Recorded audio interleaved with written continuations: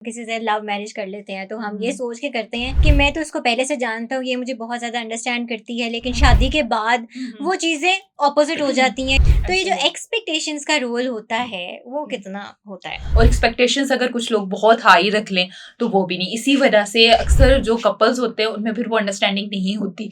For example अगर उसकी salary बहुत कम है और आपकी एक्सपेक्टेशंस है कि मुझे हाई मिले, तो फिर वो उन चीज़ों को मैनेज करना थोड़ा मुश्किल हो जाता है। इसीलिए एक्सपेक्टेशंस की वजह से बहुत से कपल्स की फिर वो अंडरस्टैंडिंग नहीं होती। अच्छा, इसमें वैसे मर्द की भी कहीं न कहीं गलती होती नहीं है कि मर्द हम्म, शादी से पहले एक हम्म। लड़की को इतने हसीन ख्वाब दिखाते हैं, तुम आओगे मैं तुम्हें शहज़ादियों की तरह रखूँगा। नहीं है? ऐसा ही केस भी मेरे पास आया था। उसमें ना फीमेल कपल काउंसलिंग के लिए आया, तो उसमें फीमेल ने यही कहा कि शादी से पहले इन्होंने कहा था तुम्हें तो काम करने की ज़रूरत नहीं पड़ेगी, रानी बना के रखूँगा, अब नौकरानी बना के रख दिया है। कहती घर के सारे काम करने पड़ते हैं। दोनों पार्टनर को अपने मतलब इस कम्युनिकेशन गैप की वजह से उनमें ज़्यादा इश्यूज़ होते हैं। किसी से लव मैरिज कर लेते हैं तो हम ये हुँ, सोच के करते हैं कि मैं तो उसको पहले से जानता हूँ, ये मुझे बहुत ज़्यादा अंडरस्टैंड करती है, लेकिन हुँ, शादी के बाद हुँ। वो चीज़ें ऑपोजिट हो जाती हैं। या ऐसे ही है। जैसे आप एक किसी शख्स के साथ रहना शुरू करते हैं, हुँ, हुँ। आप उसे ज़्यादा बेहतर तरीके से मज़ीद जानना शुरू कर देते हुँ, हैं। हुँ।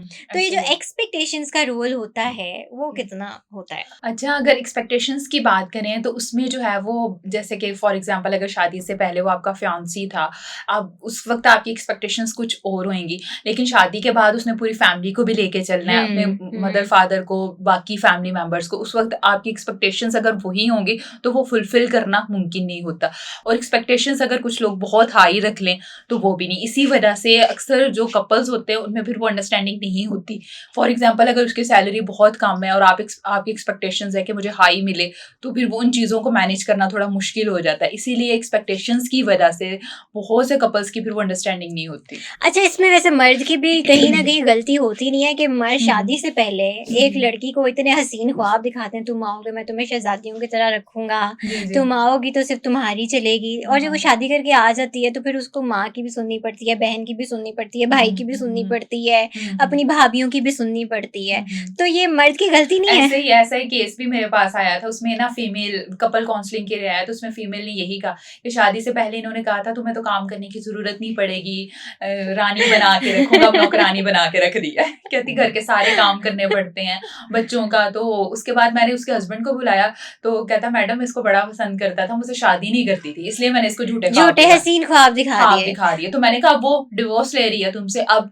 कहता मैडम बस कुछ भी करे मेरा रिलेशन बचा दे। मैंने कहा मैं कैसे बचाऊँ? पहले आप लोगों ने धोखा दिया, झूठ दिया, मैं सिर्फ़ उनको समझा सकती हूँ, उनको फ़ोर्स नहीं कर सकती। फाइनल डिसीज़न उन्हीं का होगा। इसीलिए आप नेक्स्ट पर्सन को उतना ही बताओ जितना आप कर सकते हो, या हुँ। जितना आगे चंद सालों में कर सकते हो। इस तरह ना बताओ बहुत बढ़ा-चढ़ा के भई चाँद-तारे तोड़ लाऊँगा, ये कर लूँगा। और फिर सेकंड पर्सन को भी पता होना चाहिए कि भई उसका कहाँ तक है। अगर वो राइट। 25,000 की जॉब करता है तो वो 45 तक चंद सालों में जाएगा। हुँ। ये नहीं है कि सडन ही चला जाए। इसीलिए एक मतलब एक लेवल होता है। लेकिन दोनों पार्टनर को अपने मतलब इस कम्युनिकेशन गैप की वजह से उनमें ज़्यादा इश्यूज़ होते हैं।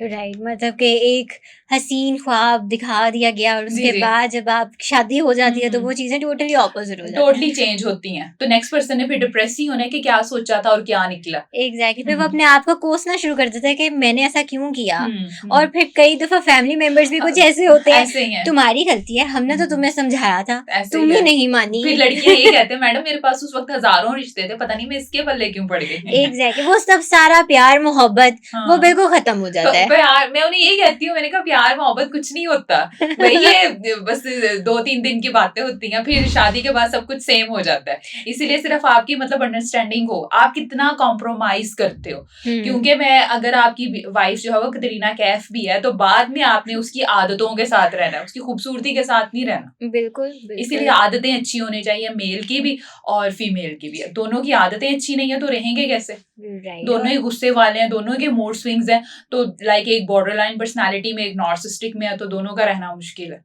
राइट।